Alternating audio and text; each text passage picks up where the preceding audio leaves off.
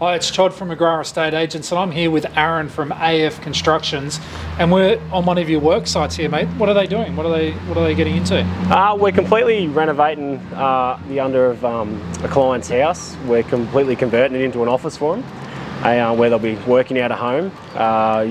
Really opening up the space and adding more space, a lot more space for them to take use of. Mate, I suppose it popped up during the design process with you that this is not legal head height.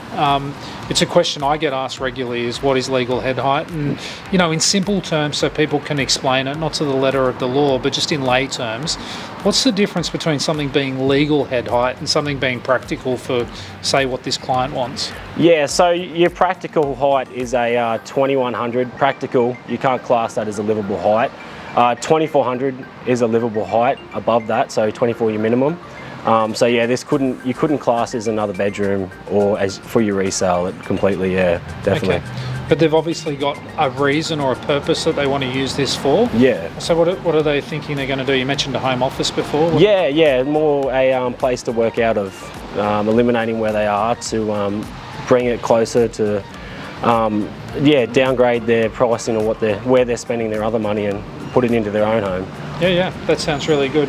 So we're going to convert this space. At the end of it, we're going to have something that's not habitable space, but it's useful and practical. It's going to be high enough to do that. And I suppose the cost savings in that regard are significant. What's the difference between having to raise a house up and just being able to build in what's already there? Definitely, you're looking at a lot of tens of thousands to lift a home, especially when you're relifting a home. You've got your engineers involved. Everything's got to be structural. You're tapping into sources where you don't need to tap into, definitely. Yeah, okay, good.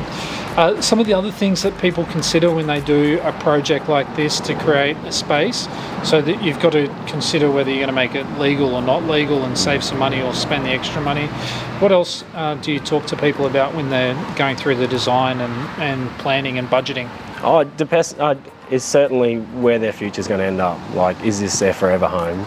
Do they want to come out every day and be proud to look at what they've got and just know that what they've got is exactly what they wanted? And that's what we're all about, is just making sure the client is getting what they want at the end of the day. Awesome. The last thing I want to talk to you about today is that at the moment there's a government grant on the back of the whole COVID thing that's giving people $25,000 if they qualify. There's a couple of rules around that. What are the rules around it at the moment? Definitely, there's a lot of hidden, unless you really read in depth. It is a one that can hide a few things on you. So your whole renovation's got to be over 150,000. And you've got to back the money up. So if they give you 25, you've got to have $25,001 in your account to be able to do the job yourself. Interesting. Do you know about the requirements to earn a certain amount of money or not exceed a certain amount of money? Have you heard about those? Not a lot. I haven't gone into a lot of them just yet because I've just haven't tapped to that sort of source at the moment. But well, we'll include some information and some sites that people can go and have a look at to find that information out. Aaron, it's been really good having a chat with you today. The interesting thing, and I suppose what people can give you a call and have a chat to you about, is, you know, the design, and are we going to lift it up, and are we going to get value for money if we do that? Do we build in the difference between habitable space and non-habitable space, and the requirements for those and the costs involved in making those changes? And also really interesting time for people if they've been weighing up improving their own home.